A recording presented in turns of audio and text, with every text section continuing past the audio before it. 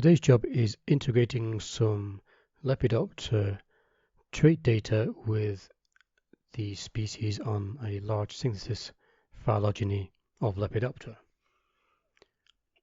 Now, this is a new project started this year on building what might be called a next generation reference system for Lepidoptera for profiling caterpillar DNA barcodes from the Beth China site in Jiangxi province.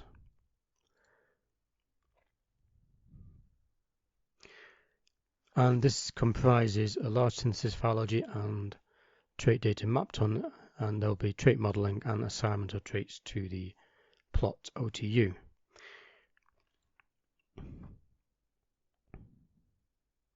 So the synthesis tree is ready-ish. I might potentially place a few more things on there, but it's generally done. About over 6,000 species. So I've just started. I mean, the trait data is very laborious to compile. So I'm just thinking a quick way to do this. There's quite a marvelous. I just noticed a marvelous trait database for butterflies.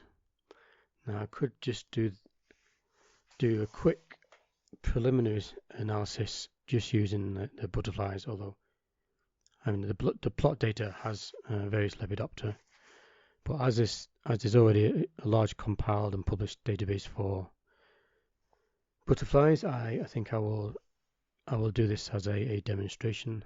And so I've got this database.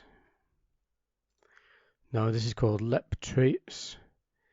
Now they have a record or perhaps specimen level or record level data, and they have consensus traits for each species. Consensus traits are a much smaller data set. So I've got the sheet and just saved it as a text file.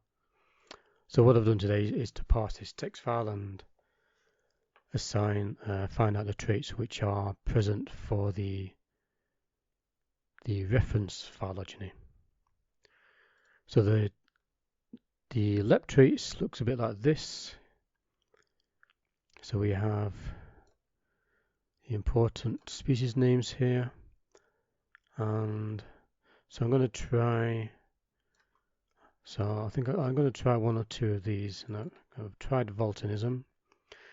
This trait is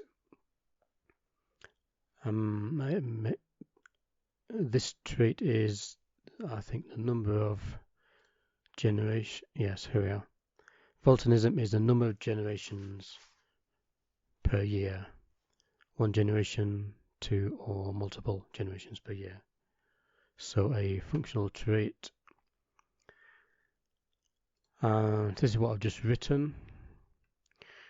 So this is a standard bit of code for parsing a table.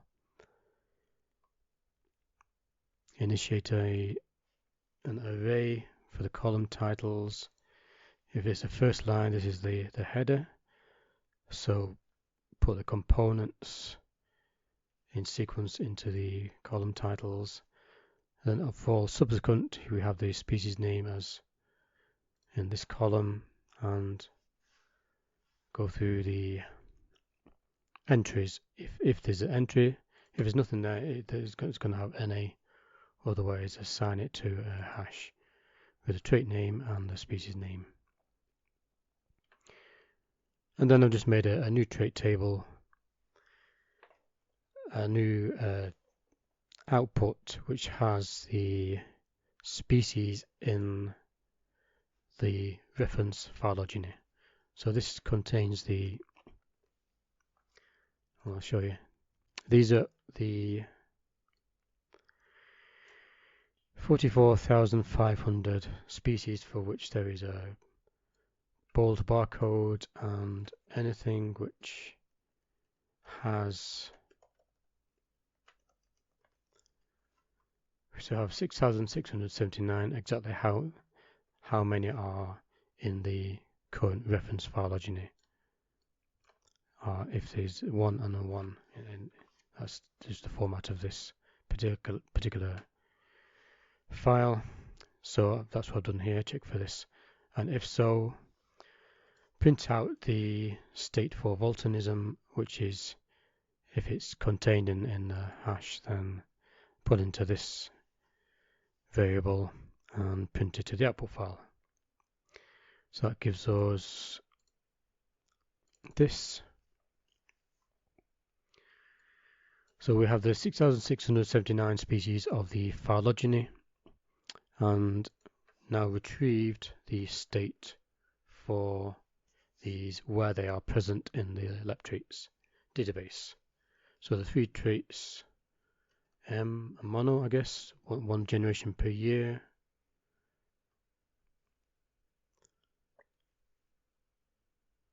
Oh no, sorry, multiple generations per year. U for uni, 1 generation, B for 2 generations per year.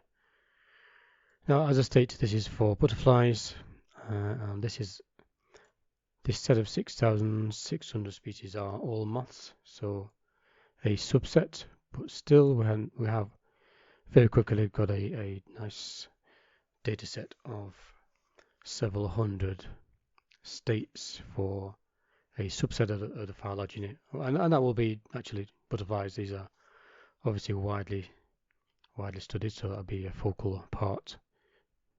And the level of conservation will determine how many the success of state assignment to the plot OTU. That remains to be seen, but for now I've got this is exactly the format actually base traits, so this can be pretty easy to input this. So what I've got to do next is